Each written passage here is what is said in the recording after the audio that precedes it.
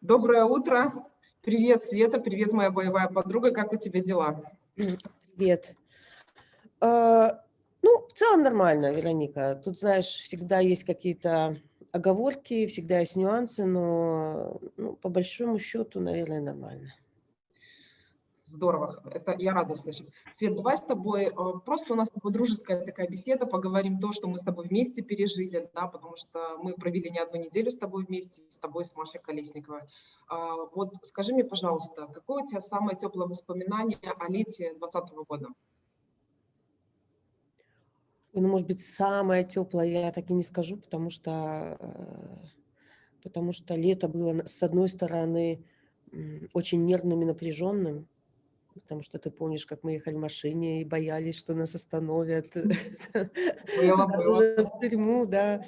Это все было. Конечно, сейчас это все выглядит как такое приключение, и зря мы боялись, и вот. Но вообще лето было очень теплое. Вот эти встречи с людьми, когда ты не ожидал, что столько людей придет поддержать, и ты понимаешь, что люди меняются, и ты сам меняешься вместе с людьми, понимаешь, что ты тоже, что столько людей ждет перемен. Но это есть в целом. А так, конечно, мы с вами познакомились.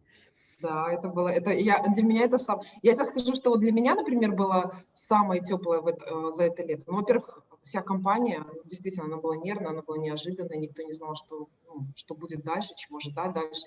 Выйдут люди, там, поменяются люди. Но для меня самое теплое воспоминание, это было как раз-таки то, что вот мы несколько недель провели с тобой, с Машей, а то, что мы увидели такое огромное количество людей в Беларуси, которые неравнодушные, да, стали и компании, к переменам, которые в Беларуси ожидаются. Вот это меня вообще просто больше всего тронуло. Именно наши люди, как и ты говоришь, наши люди. Свет, а помнишь наше, кстати, самое первое выступление? Помню, и ты знаешь, что это было самое волнительное для меня, потому что... Какой это был, вспомни, какой это был город. Это было, у нас самое первое выступление было, насколько я помню, в Дзержинске. В Дзержинске. А потом, но у нас после этого выступления мы поехали сразу в Минск на площадь Бангалор. Да, да. Да, вот. Вспомни свои чувства, вот когда ты первый раз вышла на сцену, когда увидела огромное количество людей. В Дзержинске это было, когда мы увидели, что, я не знаю, несколько сотен людей, то есть город сам по себе не такой большой. Но на Бангалоре, когда мы вышли на сцену и увидели просто море людей, помнишь, Света? Когда мы подходили и видели уже просто, не было места, где людям стоять. Вот что ты тогда почувствовала? Ты знаешь, хорошо, наверное, что был первый Дзержинск, не с таким огромным количеством, потому что, что я испытывала? Мне было страшно, я не оратор по натуре. Я держалась за эту папку, где был написан текст, чтобы, не дай бог, ничего не забыть. А потом ты начинаешь ощущать, что люди пришли тебя поддержать, не для того, чтобы, чтобы там ты им что-то серьезное сказала, да, а просто потому что они такого же мнения, как и ты, и пришли, чтобы посмотреть на тебя, и ты просто заряжаешься вот этой энергией, которая от людей исходит. Потому что если бы, например, был первый Минск с огромной, да, массой людей, я бы, наверное, вообще побоялась на сцену выйти. Ну, ты меня помнишь, да, это вот... Конечно. Да, запуганную, боже, что делать? Потом постепенно, конечно, этот страх ушел, и когда ты понимаешь, что, неважно, да, говорить так, как написано, а надо говорить от души, то, что ты чувствуешь, и потом эта папка просто была, знаешь, для таким атрибутом больше, чем то, на что надо опираться. Но, конечно, те эмоции, ощущения, как говорила Маша, невероятные просто были, что вот столько людей такого же ждут того же, чего и ты, и смотрят на тебя, и ты прям вот вдохновляешься, подпитываешься этой энергетикой, это дает тебе стимул работать дальше. Это было круто, да. Помнишь, Свет, когда мы каждый раз выходили из автобуса, в котором передвигались, у нас была традиция, мы за руки держались, обнимались, друг друга поддерживали, и вот это реально было здорово. Это вот мне, по крайней мере, давало действительно, ну, какая-то уверенность, что со мной вы рядом, ты, Маша, мы все вместе рядом.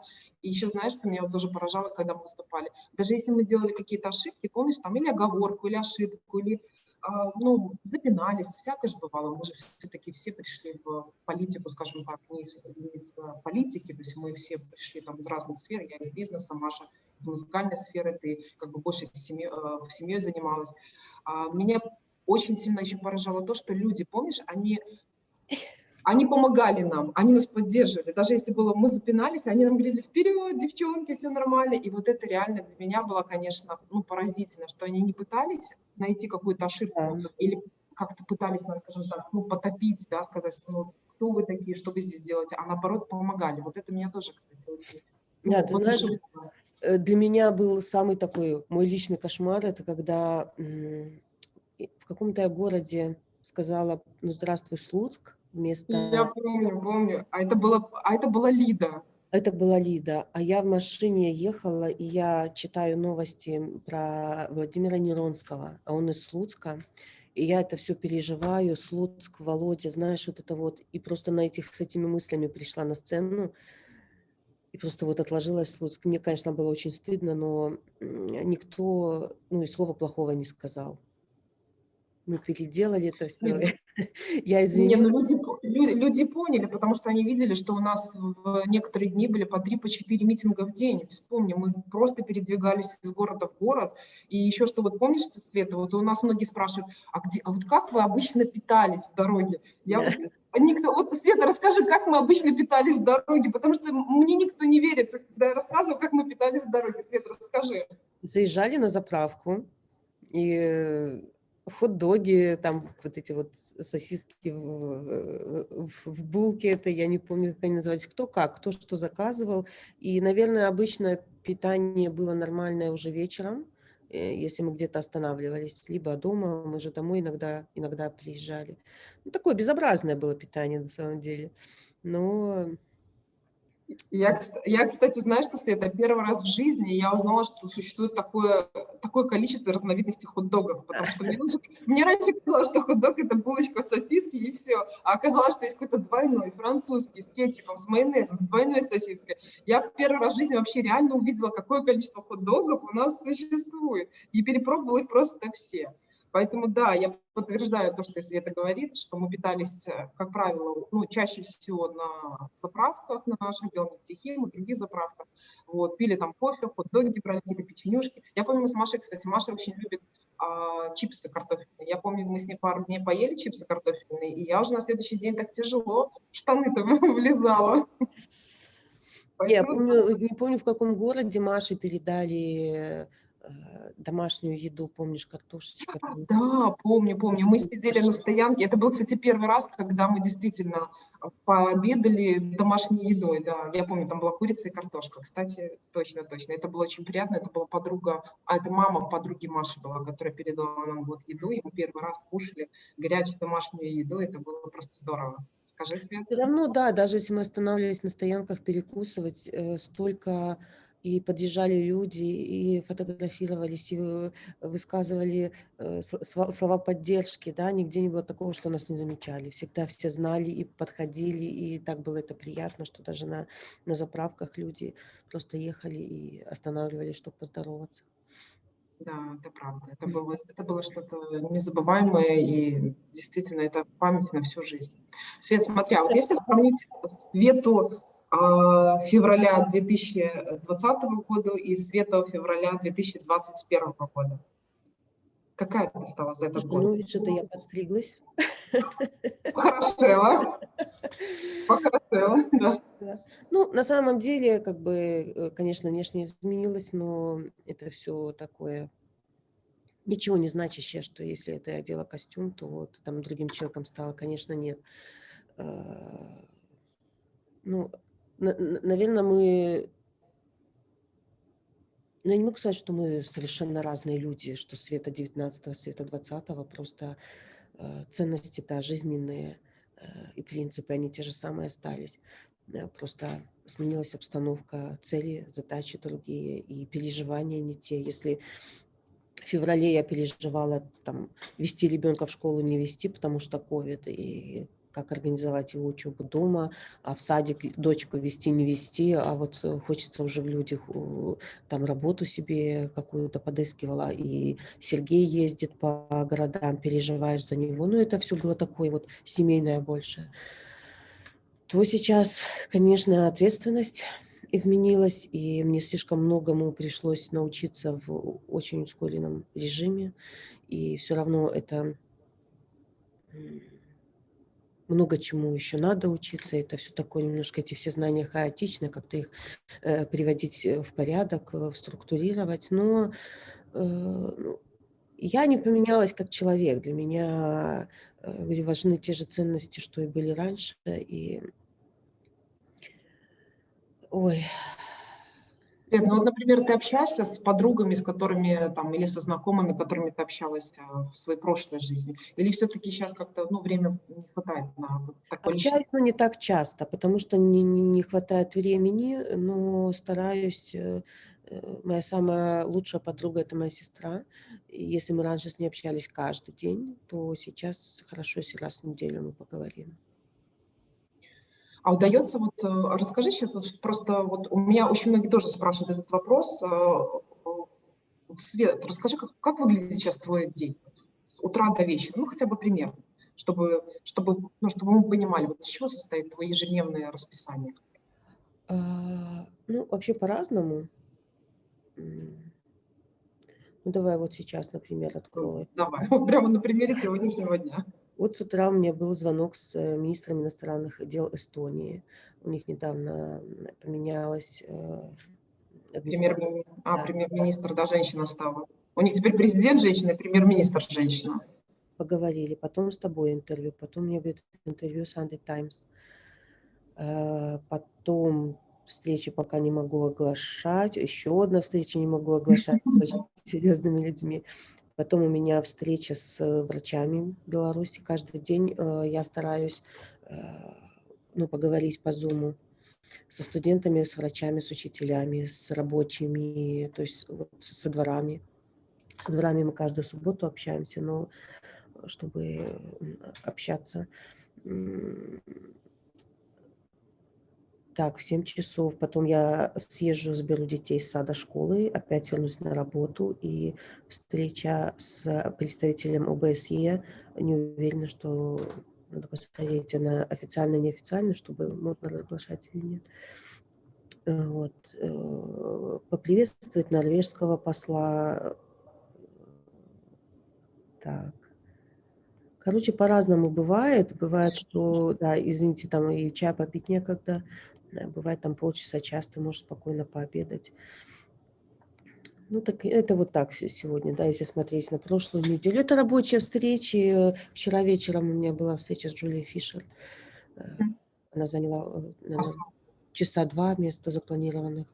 Да, и очень тепло пообщались, хорошо. Ну, вот такие вот. То есть у тебя сейчас ненормированный рабочий день, то есть ты даже примерно не представляешь, ну, наверное, представляешь, потому что у тебя есть календарь, который который ведут, там, ты, помощники.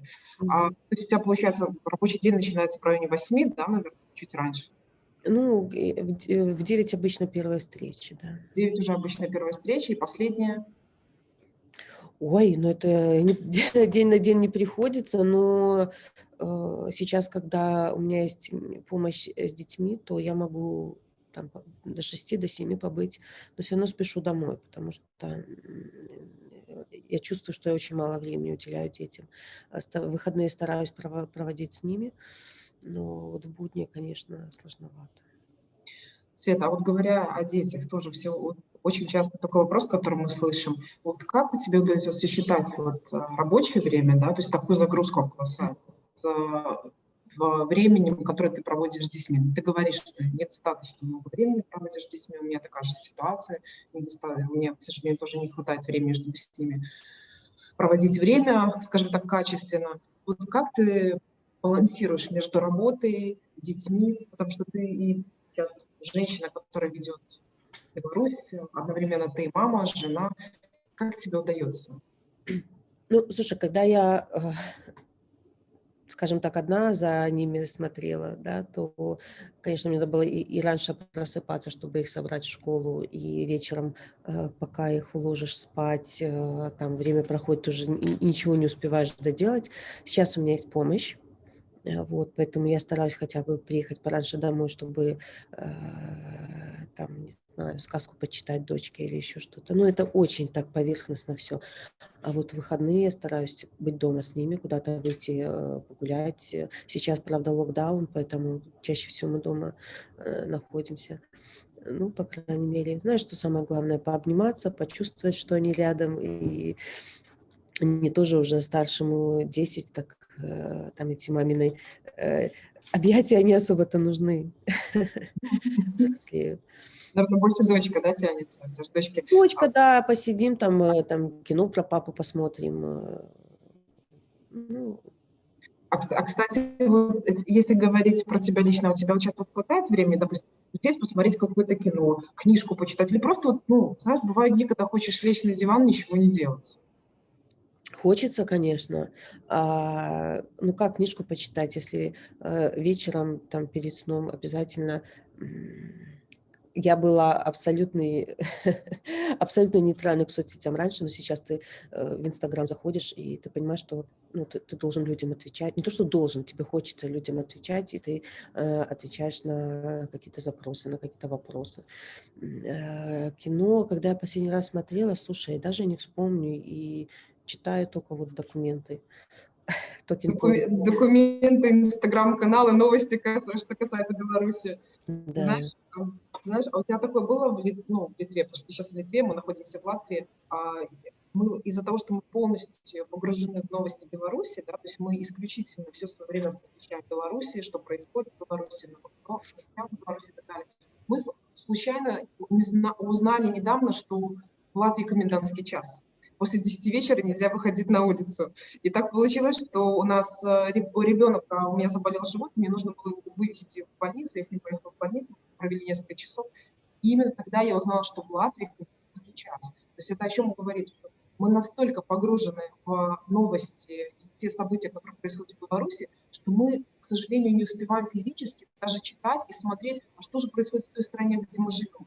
У тебя такое тоже есть? Или как бы в основном, ну, я понимаю, что у тебя много помощников, которые могут сказать, но вот у меня вот была такая комичная ситуация, когда нас остановила полиция и спросила, а вы что, не знаете, что сегодня, ну, комендантский час, сейчас 12 ночи. Не. Таким образом мы узнали, что в Латвии комендантский час. У нас была, конечно, уважительная причина ребенка. Мгм. Ну да, это такой, наверно, может, случай, комичный, но, Вероник, конечно, мы живем новостями Беларуси, мы по-другому сейчас не можем, и мы живем Беларусью. Поэтому тут ничего удивительного нет. Ну, Ты то же самое, да? То есть в основном сейчас все про Беларусь, это конечно. события, все, что это. Свет, вот, кстати, очень многие, с кем я встречаюсь, спрашивают такие, знаешь, как бы обыденные вопросы про тебя. Например, какие у тебя секреты красоты? Вот по-женски. Просто ты красивая молодая женщина. Какие секреты красоты от Светланы Тихановской?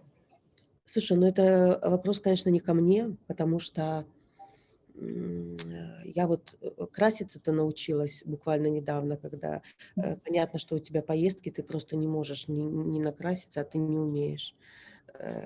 Дожилась, что и накраситься не могу. Поэтому меня, подучили, как краситься, так я уже вот он секрет красоты, почему там Света была раньше такой, сейчас другая. Макияж.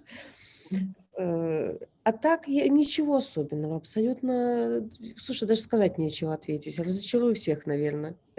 Не, ну, может, у тебя есть какие-то там секреты, не знаю, там маски на волосы, знаешь, народными методами, желтки, там, хлеб, знаешь, растирать спинку желтками. Нет такого? Не, я таким не увлекаюсь, не страдаю. Может быть, зря, но нет, я не зациклена на внешности абсолютно. Знаешь, что дала природа, вроде ничего получилось. Хорошо. Тогда следующий вопрос. Свет, я просто собрала все те вопросы, которые чаще всего как бы, ну, спрашивают, уточняют, как бы, ну, что людям интересно про тебя знать. Какой у тебя любимый цвет? Есть он такой или нет? Может быть, ты в одежде какой-то предпочитаешь цвет, либо тебе просто в жизни нравится какой-то цвет, не знаю, который глаз радует. Слушай, ну тут ответ очевиден-то. Бело-красный. Ну, это да, Не, бело-красный. на самом деле, если говорить об одежде, то, э, э, слушай, я не буду оригинальной, если я скажу, что у меня белый летом и какие-то темные оттенки зимой. Это наше стандартное мышление. Я не экстравагантна в этом плане, что-то очень нейтральное. Вот. Но красный всегда считала, что он слишком яркий для меня. Ну вот подарили мне красный шарфик к белому пальто, и, в принципе, ничего. Кстати, ты знаешь, что, Свет, на самом деле ты сейчас ну, очень элегантно одеваешься, поэтому очень красивые у тебя наряды. Мне самой, я тебе не раз говорила, что у тебя Да. красивые платья, наряды. А вот ты сама выбираешь или тебе кто-то помогает вот сейчас именно вот с подбором нарядов? Потому что на самом деле очень, очень красиво и элегантно смотрится. Сейчас мне помогают, потому что всего не купишь, помогают комбинировать, чтобы это как-то казалось чем-то новым, свежим. Ну, да, такая помощь есть. А так, ну, а вот раньше, то есть ты сама в основном, да, одевалась, то есть там ходила в магазины, сама что-то себе подбирала? Нет, что? Что не было на это времени? Не, ну сама, конечно. Ну, слушай, мне... Ну, почему некоторые с подругами ходят, с сестрами, там, с мужьями. Муж стоит, я сколько раз была, ну, у меня, например, такой в семье нет, у меня муж он просто не любит, в принципе, шопинг ни в каком виде, поэтому я всегда все покупаю сама на свое усмотрение. Просто часто видишь, когда пара приходит в магазин, девушки с подругами, сестрами, муж, жена, и как бы тебе говорят, вот это тебе идет, это тебе идет. Ну, у меня раньше у меня не было такого, что я иду сегодня покупать себе, там, не знаю, блузу, потому что она мне нужна. Нет, ты идешь по магазину, вот что-то тебе там запало в душу, можешь себе позволить, купил, не можешь, пошел дальше. А я помню, весной Сергей пошел с детьми гулять в торговый центр, просто там мороженое, то все, я была дома. Приходит, и вот я купил тебе платье. Ну, класс, давай, да. Подошло? Подошло. Да, что он, ну, бывает, он может такие сюрпризы делать. Здорово. А ты в нем одевал, ты его носила, это платье, во время там летом? Не Например, не успела. не успела. Мгм. Ну, значит, Это было... мы тебя еще, значит, увидим в этом платье. Увидим, расскажу. Я вспомню наш разговор и расскажу вот это, именно то платье. Давай, да, это будет интересно. Потому что я помню, как мы одевались во время кампании, ты помнишь, да, на ходу переодевались, там майки иногда на наших остановках переодевались, иногда даже в автобусе там одевали, натягивали на себя вещи. Поэтому это было все у нас как-то хаотично в пакетиках. Вот. Так, Свет, вот очень многих интересует, что ты больше любишь, чай или кофе? Вот такой вопрос бытовой. Ну, я люблю то и то. Утром кофе, в течение дня чай. Но пью, ты знаешь, что я пью очень мало, и меня надо контролировать. У меня, конечно, водный режим не очень, поэтому стараюсь не чай или кофе, а чистую воду пить. Ну, вот один из секретов от Светланы Тихановской. Чистую воду старается пить. Так, какую у тебя, скажи, есть ли у тебя вообще любимая книжка, которая на тебя произвела самое большое впечатление? Ты знаешь, я всю жизнь очень много читаю. С детства читаю, но есть у меня такая черта, что мне нужно чтение ради чтения. И потому что я вот могу прочитать и потом на следующий день вообще забыть, о чем я читала. У меня очень плохая память на даты, фамилии, ну вот на точные данные. Но я всегда с удовольствием, если вот что-то перечитать, то любое произведение Айзека Азимова, это такой фантаст. Ну вот не знаю, нравится, как он мне пишет, а так, чтобы какая-то книжка, нет, не скажу. Артур Хейли вот в свое время нравился. Ничего конкретного. Ну, то есть читаешь то, что есть, скажем так, сейчас под рукой, в наличии, там, ну, потому что я тоже много чего читаю, но я вот сейчас читаю как раз 21 урок для 21 века. Это вот Харари. Это такая больше все-таки научная литература. Вот мне очень нравится. По крайней мере, сейчас хорошо идет.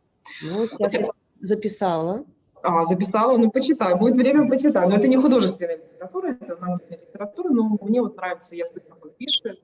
«Сапиенс» прочитала, вот сейчас вот эту книжку, но одновременно стараюсь читать и художественную литературу. Из художественных книг, кстати, вот последнюю я прочитала тоже «С жизнью наедине». Это Кристиана Ханна, очень интересная книжка, меня захватила просто. Вот я за один день ее прочитала. Поэтому если будет минутка свободная, когда Еще раз, Кристиан. Кристин Ханна «С жизнью наедине». Тоже книжка очень понравилась, легко читается. Это есть из художественной литературы. Но это последнее, по крайней мере, что я прочитала и что читаю теперь. Свет, теперь такой вопрос. Скажи, а у тебя есть любимое кино, которое вот ты можешь пересматривать там, не знаю, там раз в год, или таких у тебя фильмов нет? А вот фильмы есть. Фильмы любимые есть, их достаточно много, но вообще, наверное, самый-самый любимый – это «1+1» французский. Да, это здорово, классный фильм. Да, я его обожаю. Потом есть тяжелый фильм про войну «Пианист». Да, тоже смотрела. На «Оскар» был номинирован, там актер главный. И, наверное, «Побег из Шоушенка». А ты любишь какие-нибудь женские фильмы, там типа, ну, знаешь, такие, можно немножко поплакать по-женски, ну, например, там «Дневник памяти» смотрела, не смотрела такой фильм? Смотрела «Дневник памяти». Вот такие есть женские фильмы, там «Титаник», многие вот девушки любят этот фильм. Ну, «Титаник», он не то чтобы женский, Ну, но... я имею в виду про любовь, там все-таки главная тема, ну, понятно, что «Титаник» самая главная тема, но все-таки раскрывается. Ты знаешь, что это, наверное, под настроение. Я больше люблю такие фильмы, где люди раскрываются, вот взаимоотношения между людьми, такие, наверное, более глубокие, чувственные. Но почему нет? Я очень люблю фильм еще «Отпуск по обмену» с Кэмерон Диаз. Он такой легкий, тоже женский, наверное. Но ты последний раз когда кино смотрел? Вот именно, чтобы в кинотеатр ходить. Я тебе могу сказать, я ходила в Минске в последний раз в кинотеатр, и это было до президентской кампании. Это было, наверное, самое начало мая, это было, наверное, за несколько дней до начала президентской кампании. Мы на выходных с мужем сходили вот рядом с нами, мы с тобой недалеко живем друг от друга, в Давно ходили в кинотеатр. Я, наверное, еще раньше, тоже с Сергеем. Обычно вот когда у нас там бабушки в гости приезжали, мы это время использовали, чтобы побыть вместе. И, ну, точно не скажу, последний раз он ходил в кино с детьми, а не со мной, чтобы я немного от них тоже отдохнула. Да. Здорово. Света, скажи, а вот ты готовить любишь? Слушай, ты сейчас вообще всю легенду обо мне разрушишь. Нет, так ты нет, так я Я не люблю готовить. Не то чтобы не люблю, ну, никто никогда, знаешь, вопрос не ставился, любишь ли ты готовить. Это, ну, знаешь, такая базовая обязанность. Дети есть, и ты готовишь. Но выбрать, посмотреть кино или приготовить обед, конечно, кино посмотреть. Ну, а готовить умею, я так думаю. Ну, какое блюдо у тебя лучше всего получается, на твой взгляд? Ну, вот я тебе могу сказать, у меня под шубой, у меня оливье салат, я люблю печь, да, я люблю готовить, но просто честно скажу, ну, как бы не хватало никогда времени, чтобы полноценно готовить. У меня был перерыв, когда я в декрете была, тогда я очень много готовила, я прям выготавливала, и там тайфу могла еду приготовить, там какие-нибудь в рисовой бумаге, креветки со стеклянной лапшой. У меня был один раз такой в жизни. Вот, то есть я люблю готовить, просто нету времени. Вот. Вопрос к этому свой. И лучше всего у меня получается выпечка, оливье, с шубой, что еще, такие мои, ну, много я блюд из здорового питания готовлю, конечно. То есть, ну, я считаю, что у меня это хорошо получается, судя по тому, что у меня все доедается до последнего кусочка. Не, я так даже блюдо не назову, знаешь, я готовлю все, но ты сейчас разрушу легенду о себе про котлеты, потом это использует пропаганда против меня. У меня рецепта котлет как такового нет. Там, Тихановская лучшая котлета, это, конечно, все смешно. Знаешь, что нашел, то и положил ты в эти котлеты. Вот, поэтому нет у меня, ну, плов, что-то очень простое. Я не готовлю ничего сложного никогда, потому что вечно нехватка времени. Знаешь, либо с детьми становишься, готовишь их, как-то вовлекаешь, а там не приготовишь роллы в рисовой бумаге. Это да, но это точно нужно время. Хорошо. И тогда скажи мне про животных. Вот у вас дома есть животные сейчас или, может, ну, раньше были какие-нибудь животные? Или никогда не Когда я была ребенком, то у нас постоянно дома жили бродячие коты. Идешь с музыкальной школы, котенок мяукает, ты его подобрал домой, понес. Любые собаки все домой тянули, и мама никогда не была против. Папа мог прийти с работы, опа, у нас там новый кот или еще что-то. Вот. А вы в своем доме жили или в квартире? Нет, мы жили в квартире. В квартире и разрешали родители приносить Да, животных? да, у меня очень лояльная мама. Вот, и всегда я кошатница больше, чем собачница. Вот, как-то мне по душе больше кошки. Но уже вот когда я выросла, замужество у меня не было никого, потому что уже понимаешь ответственность, все-таки мы иногда уезжали, на дачу ездили туда-сюда, еще заботиться брать на себя такую ответственность о животном. Нет, нет. Дети еще тоже не просили. У Дети... тебя не просят дети? Потому что вот у меня очень просят собаку, и я пыталась, я хочу собаку завести, но понимаю наш статус, что мы переезжаем из страны в страну, это довольно-таки проблематично. И плюс мы живем не в своей квартире, а постоянно снимаем что-то, то тут тоже вопрос, потому что в основном хозяева квартир, они не разрешают заводить животных. И это тоже вот я детям это объясняю, но, к сожалению, это плохо работает в моем случае. Верони, когда вернемся, у тебя свой дом, заведешь собак своим сыновьям. Надо Я чуть-чуть подождать. Кстати, это именно то, что я им обещала, что когда мы вернемся домой, я обещаю, что мы заведем собаку, мы пойдем в приют и выберем любую собаку, которая им приглядится именно в приюте. Потому что я за то, чтобы все-таки собаку не покупать или кота не покупать. Хорошо, Свет, вот еще такой вопрос, который тоже очень, по крайней мере, многих интересует в отношении тебя. Кто тебе из знаменитых женщин, белорусок, не обязательно белорусок, в принципе, может быть, не обязательно наших женщин импонирует больше всего? Это могут быть или политики, или, не знаю, кто тебе из женщин импонирует? Ты знаешь, принцесса Диана, потому что, учитывая ее статус, да, кем она могла бы совершенно не заниматься простыми людьми, она ездила, она в такие сложные страны. То есть доброта ее, конечно, подкупала, и отношение к жизни, отношение к людям. Возможно, знаешь, в моем случае мне нужно было бы ориентироваться на какого-то сильного политика, который, может, сделал себя сам или каким-то таким. Ну вот мне все-таки вот эта душевная доброта человека ближе, чем вот такие твердые какие-то качества из реальной политики. Знаешь что, Света, я тебе могу сказать, что ты мне чем-то напоминаешь принцессу Диану, это я говорю абсолютно искренне. Знаешь, что мне в тебе очень импонирует и что мне в тебе нравится, потому что мы с тобой провели немало времени вместе, это как раз-таки твоя душевная теплота и твое душевное отношение к людям, потому что я видела, насколько ты четко относишься и к инвалидам, детям, которые находились в колясках, которые, помнишь, да, на наши митинги мы приезжали, прямо в колясках стояли дети-инвалиды, и мужчины, женщины-инвалиды. И вот это вот трогательное отношение твое, когда ты к ним подходила, со всеми там разговаривала, как ты обнимала бабушек, там, дедушек, несмотря на то, что там действительно у нас была довольно-таки такая серьезная ситуация с ковидом в Беларуси.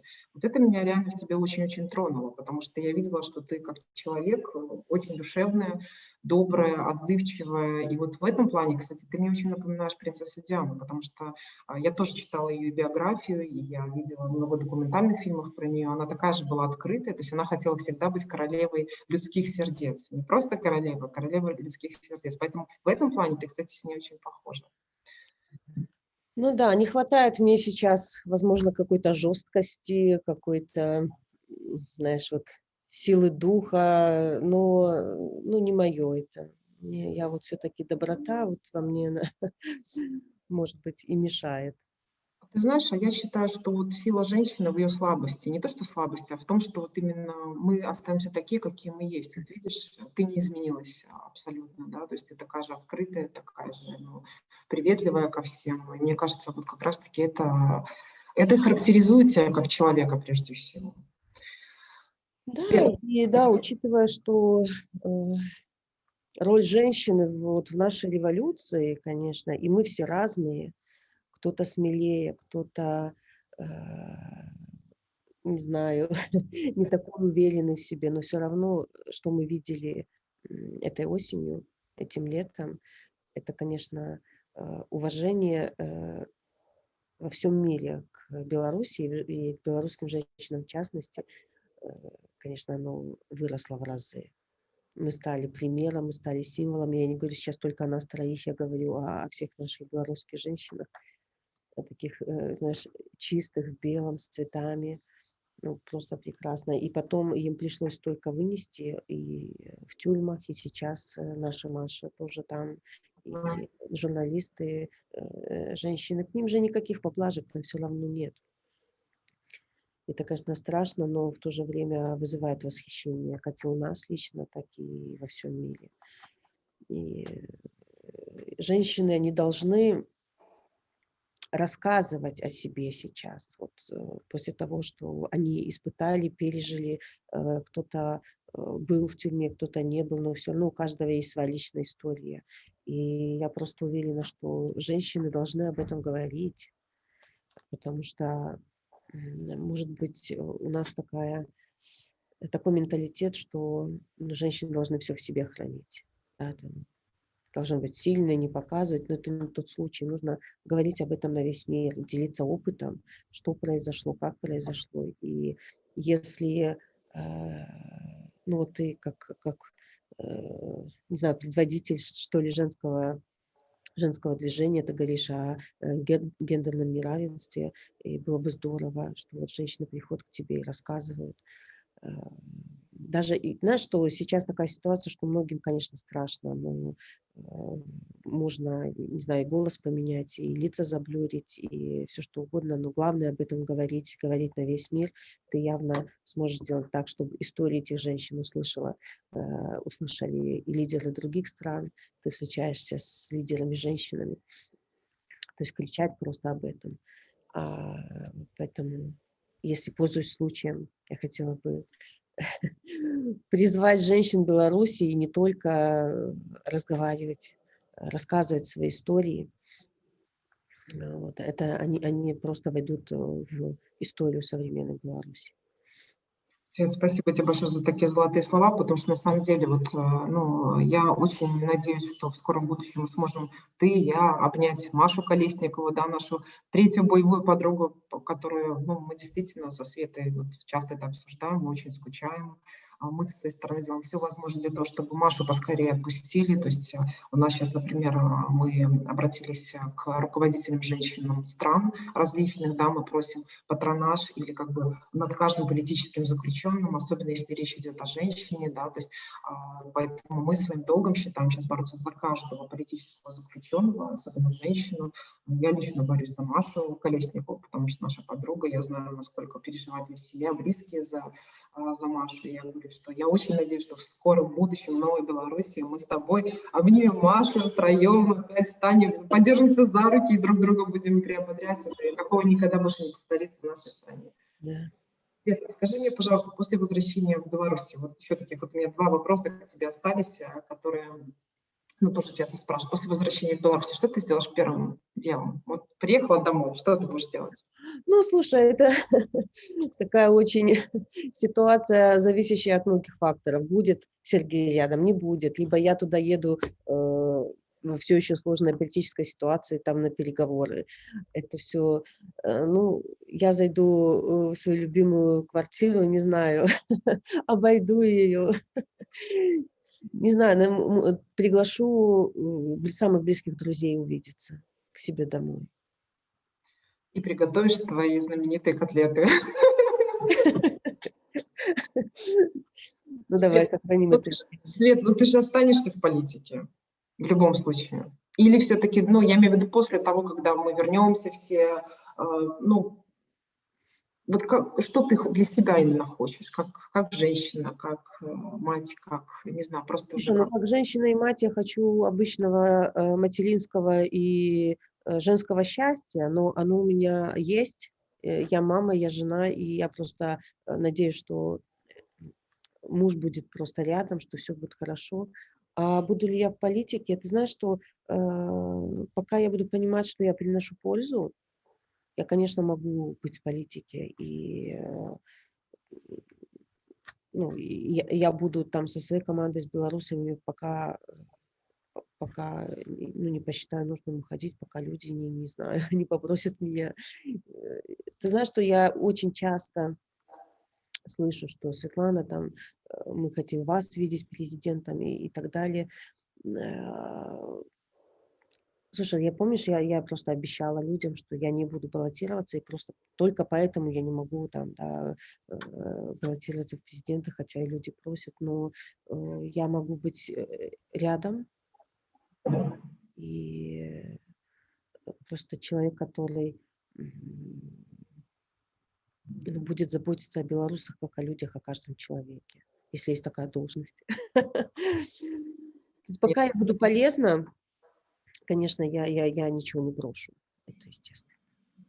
нет, Света, ты должна остаться, неважно в какой там роли, но я думаю, что с твоей энергией, с твоими связями уже, которые ты построила, с твоей вот действительно вот такой человечностью и добрым отношением к людям, ты обязана просто остаться и приносить пользу всему белорусскому обществу. Свет, и последний у меня вопрос остался. Ты пожелай что-нибудь нашим белорусским женщинам, потому что мы знаем, что сейчас мы все проходим очень сложный период в истории Беларуси.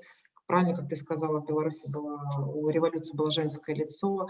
Может быть, ты какие-то дашь слова напутствия, может быть, ты воодушевляющие какие-то слова скажешь всем белорусским женщинам, чтобы мы продолжали нашу борьбу, чтобы мы боролись за свое будущее, потому что мы понимаем, что дальше в такой стране жить просто невозможно. Мы хотим, чтобы наши дети жили в богатой, в процветающей, в безопасной стране. Что бы ты сказала всем белорусским женщинам? Ты знаешь, что я бы, наверное, посоветовала каждой женщине найти источник энергии, которая придает им сил в этой борьбе. Да? Даже если они не борются, все равно, неважно, это негативное чувство, либо позитивное. Позитивное, конечно, оно приятнее, но все равно мною сейчас больше движут, ну, с одной стороны, это, конечно, белорусы, вот их энергетика, что они все равно не сдаются и не сдадутся, и ты понимаешь, что ты тоже не имеешь права. А с другой стороны, это такое чувство, не хочу говорить слово ненависть, потому что это не ненависть, но чувство, не знаю, несправедливости, что ли, что вот там люди сидят, они страдают каждый день, оно вот прям двигает тебя вперед. Поэтому каждая женщина должна для себя найти вот такой вот источник энергии, источник силы, который не дает возможности опускать руки, и просто каждый день заставляет думать о том, что происходит, о том, что можно изменить, чтобы, может быть, человек будет себе рисовать картины из светлого будущего, которое мы так хотим вместе построить, либо наоборот, это какая-то картинка, не знаю, насилия, которое стоит все время перед глазами, и это является ее движущей силой. Не останавливаться, и даже если кажется, что не знаю, то, что не дает возможности тебе вернуться к обычной жизни, потому что она уже не такая, уже и никогда такой стать не может. Не забывать о том, что случилось, думать о том, что о всем хорошем, что нас ждет после этой борьбы. То есть постоянно на что-то ориентироваться, что придает сил. Как-то так. Я, как обычно, сумбурная.